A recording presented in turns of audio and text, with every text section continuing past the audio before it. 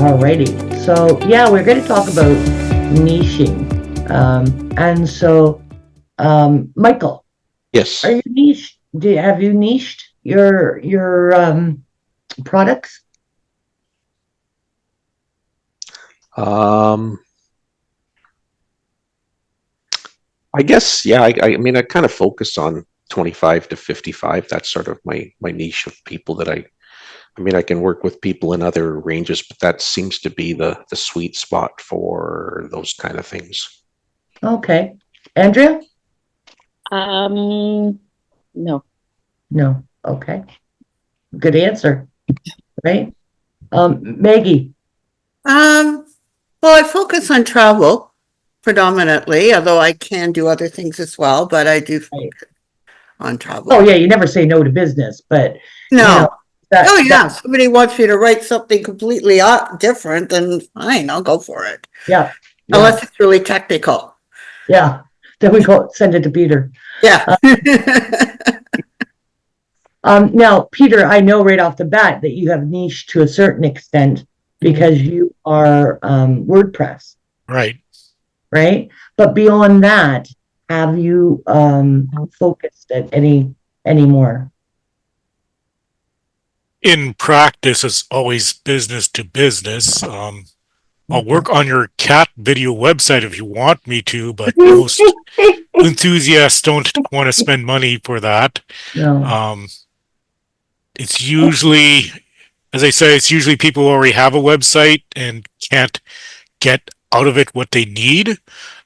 So I don't really do a lot of websites from scratch. I've done a few, but it's not really anything I specialize in. And I tend to be more on functionality rather than design. Okay.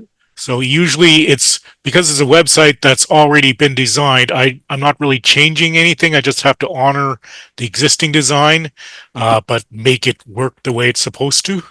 Yeah. Okay, so there you noticed that he's got a couple more categories that he's actually niched. And Ivan, what about you guys with MI? Are you But you know what, we didn't used to be, but we're just finding there's better value in folks that are a little bit more competitive. And you know, it's funny because some people come along, they're not competitive, and then the other people come along, they're really competitive. Then that means that they understand that if they spend something as simple as spending $100 a month on Google Ads, right? You cannot explain that to somebody. Like the return on that investment is immediate because it's a Google ad, right? Properly keyworded, it gives you a return on that investment no matter what. But some people they just don't get it. So we try to find not only the web development, you know, that's really nice, and the social media and SEO and stuff, but we really want the folks that are going to do the rest of the campaign, like the full suite of marketing services, because that's where the greatest value is. Okay, yeah. Well, that's like what Peter does, right? There's YouTube videos for everything on WordPress, but doesn't mean it's going to help you do it any better. That's right. And I have niched as well. So I went into the construction end of it, which seems kind of funny because I'm from healthcare and I certainly started out with that, but it was picking something I really enjoyed working with. Mm-hmm. Right? Because that's the biggest thing is knowing that you're gonna enjoy working with them. And so just know that when you're niching, okay, you need to really examine your strengths and interests. So I'm not a very good person to be in with the office workers. Just saying. I'd rather be in a pair of steel-toe boots or shoes, a pair of jeans, t-shirt, chewing the proverbial fat with the guys, right? Because that's my industry from where I came from, rather than sitting there and talking about childbirth and all that other stuff, right? You know? So I really had to find what my interests and abilities were. And so when I started saying that, I found out there's an industry for that. And realizing that I had to start making sure I looked at underserved markets, right? But I can only figure that out with doing analyzing and all that, right? And it was like, wow, this is a multi-step item. So what I have for you is a video. And believe it or not, this video is from Shopify. Okay, there we go. And so let me share this with you. Positioning yourself as the go-to brand for a niche audience establishes credibility. It results in a more focused business, and it makes it easier for the right customers that are interested in buying your product to find you. So if you're scouring the internet trying to think of your first product idea, choosing a niche is the perfect place to start. In today's video, we're going to discuss what a niche market is, and I'll give you examples to get ideas going. So make sure that you're sticking around until the end of this video, where I'll teach you how to find your own niche.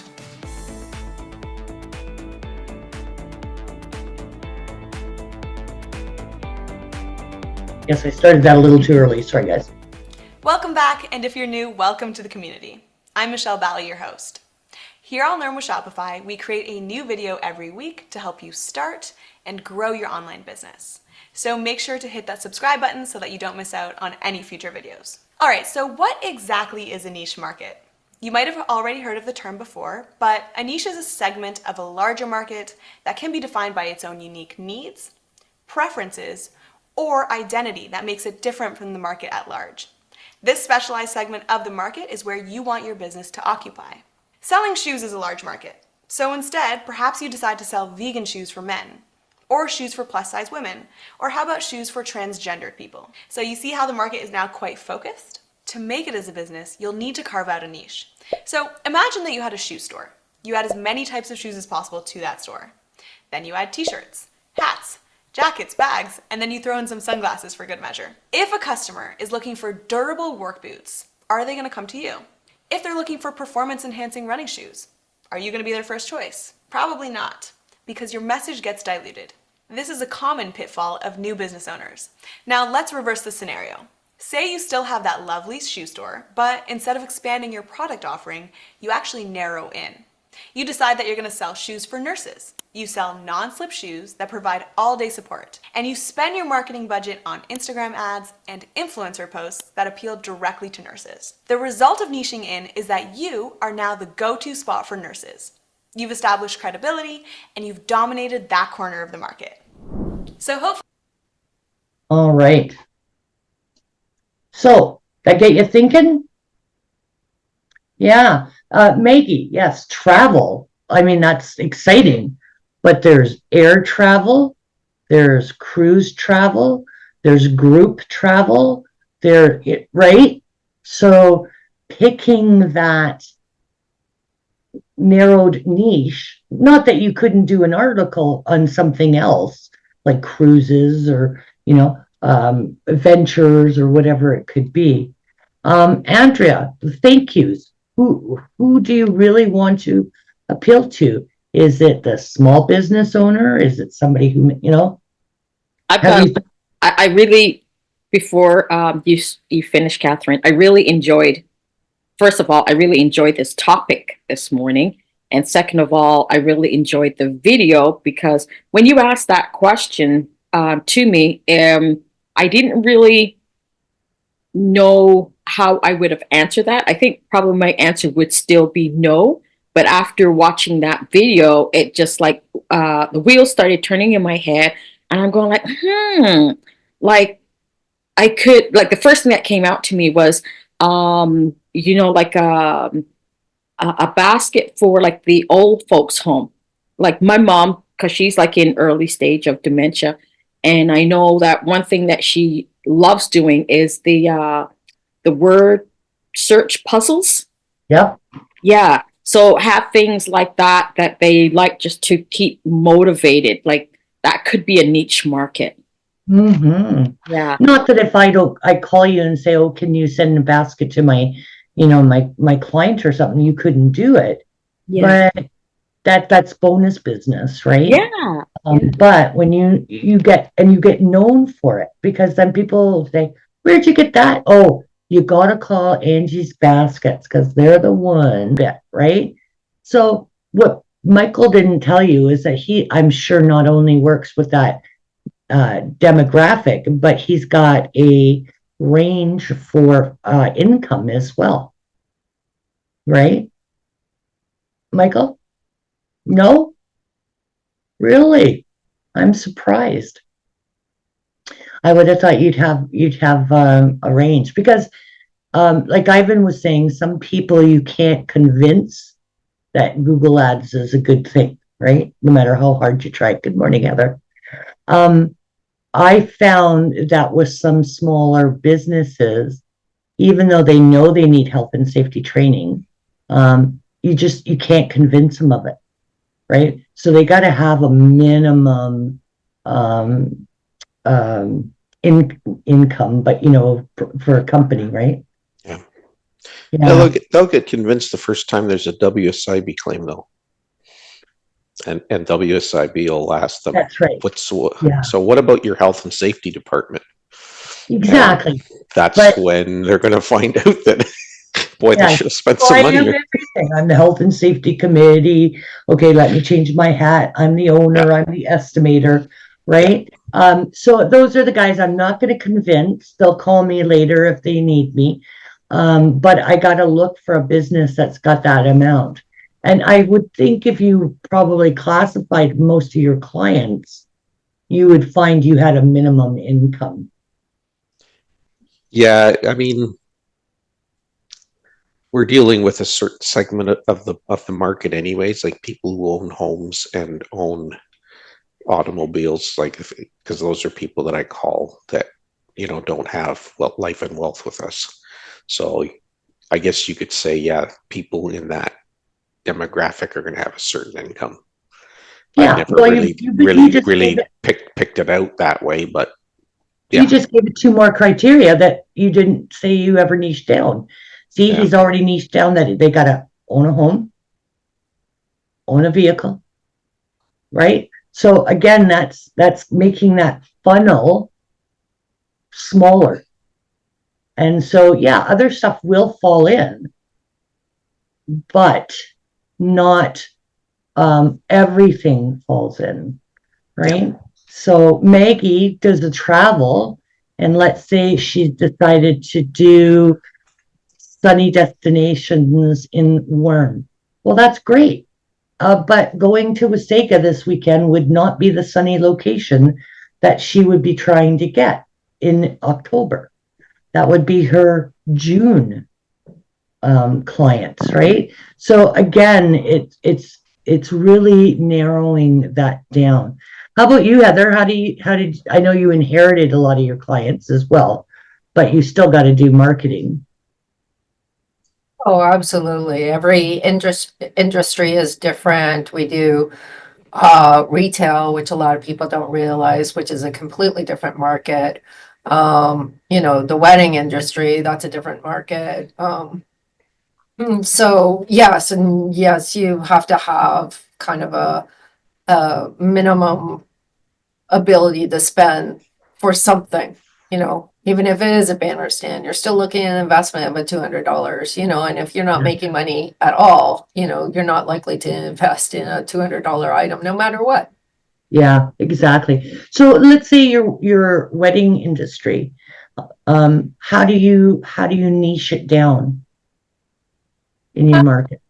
So, really, we don't even really classify as the wedding industry, although we can do lots in the wedding industry. Okay. It's more that we do custom gifts, right? And that's really much more broad. From custom gifts might come out like anniversaries and birthdays and, weddings and, so it breaks out from that. Okay. So that's how you're getting your segments. Mm. Okay.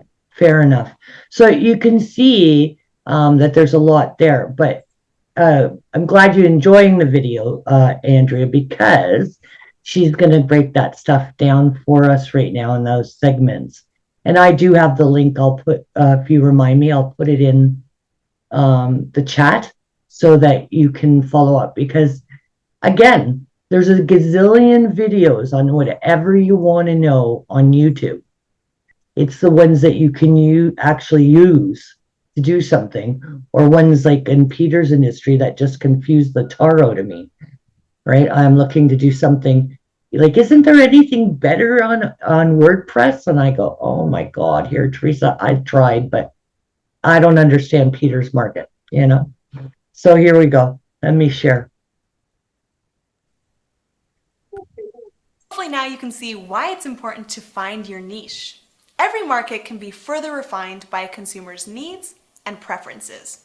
Some of the most common ways to define a niche are based on price, so you can sell luxury, moderate, or discount goods; level of quality, so you can sell handmade or premium goods; geographics, so you can sell to people that are within your city or just within your neighborhood; demographics, including age, gender, income level, education level; as well as psychographics, which includes attitudes, beliefs, and values of a specific population. So to distill all of that down, you can break it down into one sentence. So here I'm going to write, I want to sell, and I'm going to put in my price. So here I'll put in discount.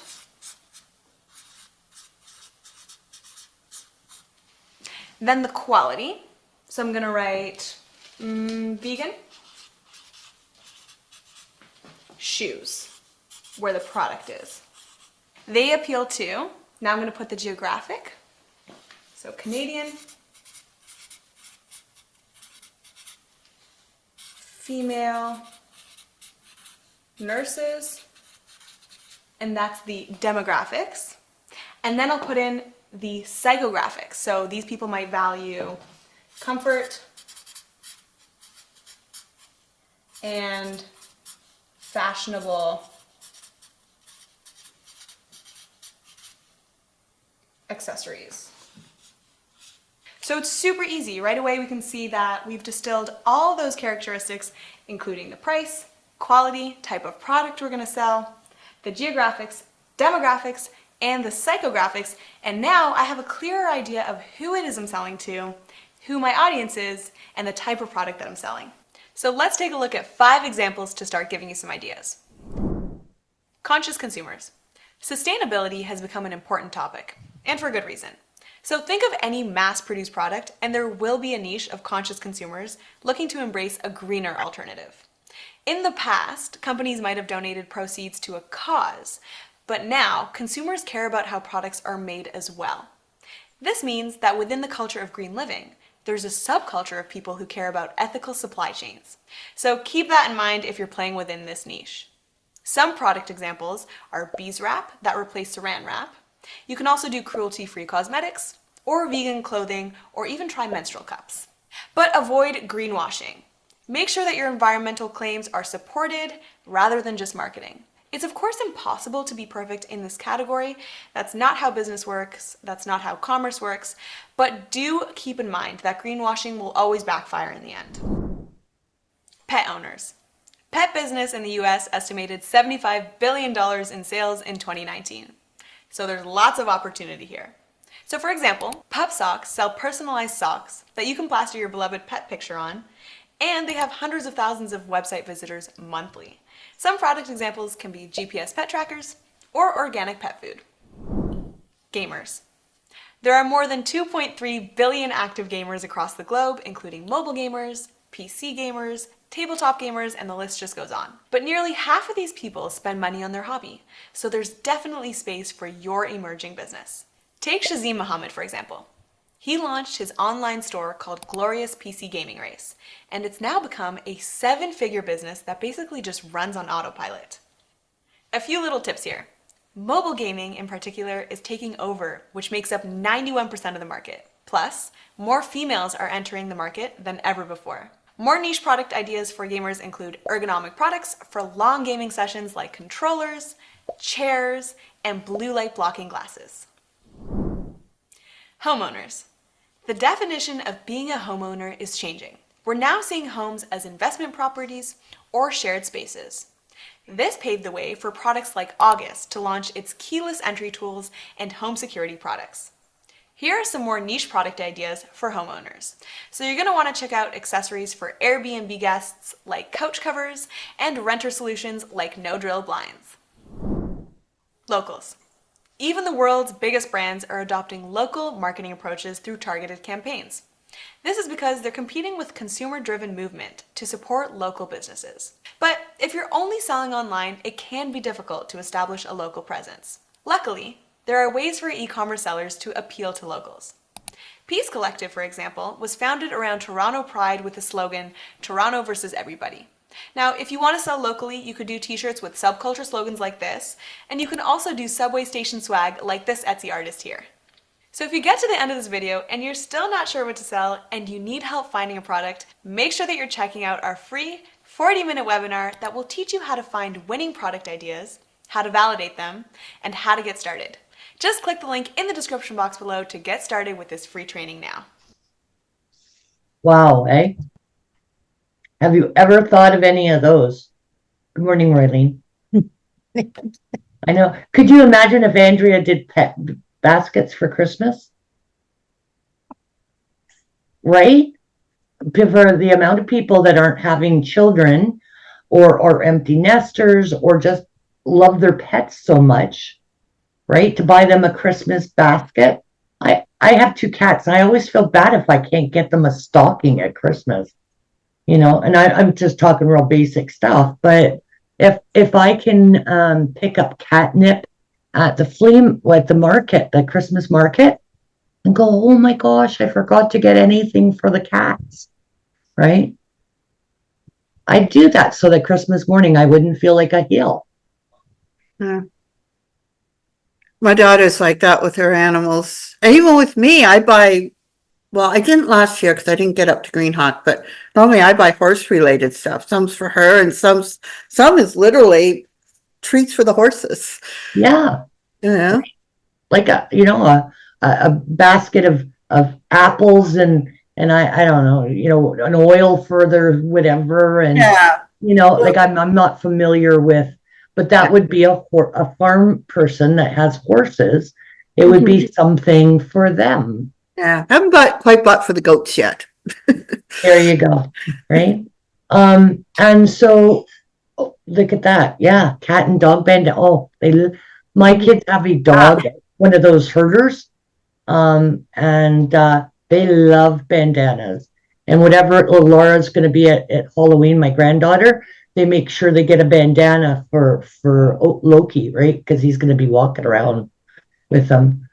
Peter, did you think about that with websites, like people with the attracting, whether your client's a homeowner, they're attracting clients who are homeowners or gamers, right? So, an idea I had a long time ago was having template websites for particular industries like real estate or restaurant or something like that. I did not pursue that very far, but it was an idea I had. Yeah, to start your own and guess what? If he helps me start my own website with a template, and then I get to that point where I know I need more help, guess who I'm going to? Right? The guy who understood that I had limitations when I started. Okay. Roylene doesn't have to market. The market does it for her. People just come to her, and she's got that word of mouth. But we are talking about niching and getting that real refined group of people, right? So I bet you if Roylene had needed to do demographics, she would find income is another big one. Because when you say my cookies are $3 $2, $3, depending on the size, right? Minimum a piece, people go, or other people go, oh, okay. So again, like there's those people that if they're not making money, like Heather said, you can't convince them that a $2.50 cookie is going to do them any good, right? Or that would be the thank you for whomever. So, you know, everybody's got those demographics, whether they know it or not. I love the one about gaming. I'm not a gamer, but I have two kids. They're in their 30s that still get together with friends online, knowing that it's more mobile and that more women. So can you see the difference? Instead of those dark, everything black, you know, more colorful stuff coming in, more, you know, comfortable materials instead of everything being cold. Yet it all has to be usable, right? So those are the kinds of things that you need to be thinking about. Just like Roylene during the COVID, right? She went from having pre-made cookies to, hey, maybe you can make your own cookies, right? Because you got lots of time. You got more time than I got. Yeah, I'm not allowed to bake, according to my daughter. No, me either. Well, she still teases me about screwing up Easy Bake, so. I hear you. I hear you, Heather.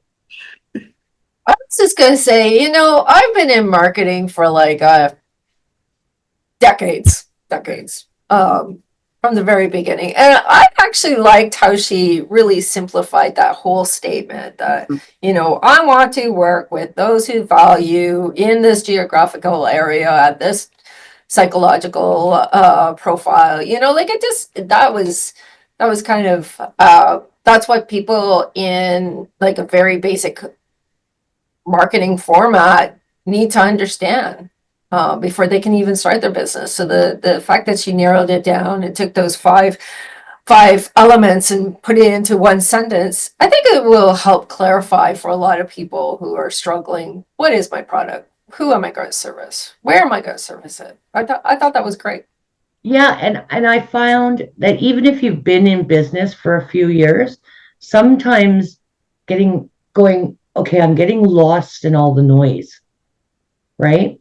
Because I've gotten some of those other people that fell through the funnel that aren't my niche, and that's great. And they can go, oh, maybe I should go stop, right? And just like Heather said, do that sentence again, right? And say, do I still want this sentence to be true? Or is there another sentence that I would prefer? And that I find that I'm working better with. Again, I started out with healthcare, but I found myself in offices and I had to watch my language and I had to watch how, what I was doing and all those extra things. And then all of a sudden I went, I'm not enjoying this. I mean, it's easy money because I've got the background, that low hanging fruit, right? I think it's the right term, Heather. But I got to a point where I went, I'm not enjoying this. This is starting to feel like work. Yeah. And you have to think of even the larger corporations. Like they do this about every 5 years. They take their value statements, they take their position statements, and they change it around. And, this is why we see corporations change their logos or change their products all the time, because they need to in order to stay competitive and stay ahead of the game. And so if they're doing it, why are we not doing that? Right. So, but I have to admit that when I bought the company, I did exactly the same thing. I sat there and went, okay, this is great. I'm during COVID. We're closed. There's nothing happening in this industry. This is a great time to look and kind of reevaluate some of the things that had been happening in the past to move forward in the future. Yeah. Now, Roylene, I'm going to ask you because Heather mentioned COVID, and I know you had said about the ginger. Was it just the gingerbreads that you came up for during COVID? Cocoa Bombs. Cocoa Bombs started it, and then it was the DIY kits, both in gingerbread and sugar cookies. And that's how things started taking off. I started that because I couldn't do the hand piping anymore. You Mhm. know, you get older, your arthritis, and then I found another area of decorating that I could do without hand piping. So then I ventured into that, and it still took off because I was offering something that nobody in this area offers. Yeah. That's That's great. And so I would imagine your cocoa bombs and your DIYs have done nothing but increased year over year. Cocoa Bombs was kind of a fad and it's faded away, but the DIYs and the logo cookies and the wedding cookies, that's basically just what I do now. Yeah. Yeah, because I've had Roylene make cookies for me that were with my logo on it, but then I've done Christmas ones, right, to say thank you, right, Yeah. to people. And yeah, they've both been just absolutely beautiful, the different logos, right? A lot of companies are doing that. Just a cookie that just says thank you. They have their logo. I think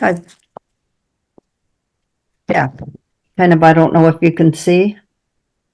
Mm-hmm. They just have their logo and a Christmas cookie and a gift set.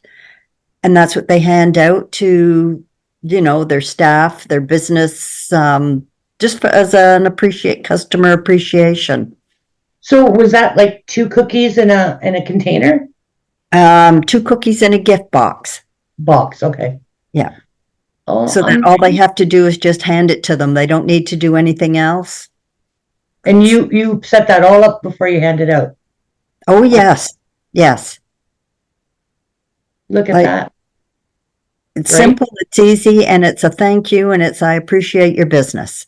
Because I'm sure they make a lot more from the customer than they do for the cost of the gift. Oh, yeah, right? Yeah, exactly. And that's exactly what you base that on, right? Because when I did not get, I got a lot of cookies from Raylene, but I didn't give every client a dozen cookies from Raylene because I mean, they're worth it, but that's an investment, right? And so you have to look at what is the business that you get from them, right? So yeah, Monday Michael might have you as a client, but right now, 2 cookies is good. To say thank you kind of thing. You don't need any more than that. Yeah. Where I was giving to departments, right? So it was able to give, the training department a dozen cookies. So they'll pretty well share them unless they scoop a couple for their kids, but that kind of thing. Does anybody have anything else to add? Andrea, I've been seeing you smiling the whole morning. What's going in that mind? I can just see the smoke starting to rise. Yeah, you gave me a lot to think about, and that's great because that's one of the things I like coming on this morning coffee networking. It's like there's always something, gems of nuggets that I pick up, and I'm like, I never thought about that. So yeah, I'm liking what I'm hearing from Heather. I'm liking what I'm hearing, from everybody, Peter and Michael and the video and Rolene. Yeah, it's good. Yeah, and that basket idea for seniors, man, if you do a little research, I know I'm in. But then there's different levels too, so just remember it, right? So you'd have to watch because none of the stuff that your mom would be able to do would my mom be able to do. So just a personal note there. But so Peter, any thoughts on further refining your niche? Or just new grand ideas? I keep wanting, I kind of want to upgrade my customers, have a bit more money to spend. Yeah.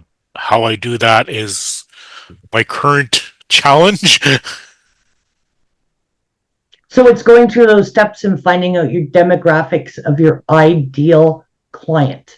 Yeah, so I want people who are willing to spend money if they see a return on the investment. I want people who think in those terms rather than think solely in terms of it's an expense that I want to minimize. Yeah. Yeah, so you'll have to come up with your ideal client Mm. and then figure out how you got to that. So what do you find that most of your clients now, their gross income is, under $100,000, right? So by the time you get all your expenses, there's not all that much left all the time, right? So maybe now you've got to look at somebody who's making 250, so they have that little, or they've got a history of, I'm not the marketing person, but it is those demographics and really narrowing them down. Like Michael, he does he need somebody that's got a second time homeowner or a third time? Does it matter? Maybe he only wants first time homeowners. Does it make a difference, Michael? Well, if it's a first-time home buyer, we have this great new solution that the government provided to us last year called the First-Time Home Buyer Savings Account. So yeah, if I'm talking about that type of investment for somebody, it makes a difference whether they own a home or not already.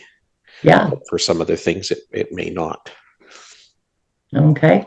So again, knowing, like Heather was saying, my product, I have different niches for my products. And Michael is like that as well. He's got all these different products that are for different points of your life, right? Like he's not going to do a reverse mortgage. I don't even know if he does this stuff, but a reverse mortgage for a first-time homeowner. Like, like you got to know your audience, if you will. We don't do those at all. Okay. I realized that as I opened my mouth, but it was the only example I could figure, something for that. I'll give you an example. Okay. I'm not going to, if somebody comes to me and they're 70 years old, I'm not going to set up an RSP for them. There you go. Because at 71, you got to collapse them. So right. It might not make sense anymore. It might make sense to use a different vehicle for saving. Yeah, there you go. Exactly. Right. So knowing those demographics that you're working within really, really helps. Maggie, have you started narrowing it down? Well, right now, like I'm already doing that to a certain extent because I'm concentrating on the Niagara area. Okay. Quite a bit. I mean, of course, that would go up into Hamilton too, because like this is the areas I know. That doesn't mean I won't write for other things. If I go off somewhere, for instance, if I were to come to Heather's event in Guelph, I would probably try to get up there really early and explore Guelph because I haven't been up there in years. Do a little exploration and who knows, maybe get an article out of it before going to the event. So, that kind of thing. But the Niagara area is the main focus right now because I live here. And it's a whole lot cheaper than having to travel somewhere and then So now you've got to figure out who are the people who would travel to Niagara. Mm-hmm. Whether you're doing history, if you're doing, the historical, I should say, right? Oh, yeah. End of Niagara, or the beauty, or the hotels, or the activities, or the fire, you're going to have different groups for each one so that you can say, this is where I'm going to send this article. Yeah. Like I did do one on Niagara, an article on Niagara a few years back for Lakeland. So it had to focus on although it encompassed a lot of different things, it's an overview. It had to encompass some sort of boating aspect. Right. Because that's what their specialty is. But they still want to know what to see and do and a little history, a little everything. Yeah. On a place that's got like 3 canals, a river, 2 lakes attached to it. Like there's so much water reference in Niagara Falls with canal days and port and all that kind of stuff. Right. So you've also got a lot of other, like for instance, booze is another area. You've got the wineries, you've got craft breweries and craft distilleries now. Yes. You know, there's a lot of different aspects with that. And that's one thing that Heather has been doing with her networking even, right? Mhm. She's focusing on local businesses that are unique, Yeah. right? Their craft. But again, instead of going to a Boston Pizza or East Side Mario's or, Yeah. which are easy and we know what to expect, right? But she's got to do, because I was asking her about her next one. I haven't been there yet. I'm going to get, one of them anyway. Right, Heather? Yeah, I mean the whole philosophy behind that is it's the hidden gems, which is kind of what Maggie's on about. But the other portion of that is that I am a strong believer in entrepreneurship. I used to work for a nonprofit that focused mainly on entrepreneurship and especially young kids. So for me to go to a place that's probably not well known or not known that they do this and introducing people who even live in the area go, oh my gosh, I never knew this place existed. It's so hidden is only helping our local economy, helping our local businesses, helping that entrepreneur. And so, it's multiple reasons why I do that, but absolutely love to have any of you come. Yeah. Yeah. So that kind of stuff, it gets, and again, just like Andrea was saying, you never know where you're going to get that nugget, right? From what conversation, who's going to say what. And so you get yourself in that headspace of, I'm open to whatever I hear. Some of it's great, but I can't use it right now. I'll just have a, nice to remember and look it over once a year kind of thing. But going back to the basics, Heather says again, even large companies are doing it every year. So this marketing, when you're setting out your marketing budget, right, this might be a statement that the lady gave us in the Shopify video that we review every year when we're doing our yearly strategic planning, right? Good. Any questions, comments? Anybody? No? All right. Well, look at that. We've used, oh, yeah, Andrea. Don't forget to put the link. Oh, yes. Where am I?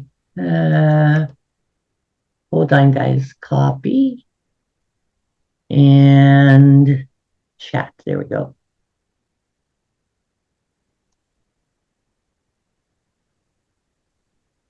Can I do it to everybody? No. Can I do it to anybody? I guess Andrea gets it. Yeah, I haven't seen anything in there yet. If you want to send No. it directly to me, I can actually do it to the whole group chat like I did the other message. Yeah, well, I do see the meeting chat list, but is it gonna let? Oh, yeah, it did. Sorry, it didn't look like the writing was going away. There And I it thought, is. what Yeah, it's there. the heck? Right? So there you go, guys. Grab that. And on that note, Examples to start giving. have a great day. Hopefully you'll be in prayer for today, right, Verlene?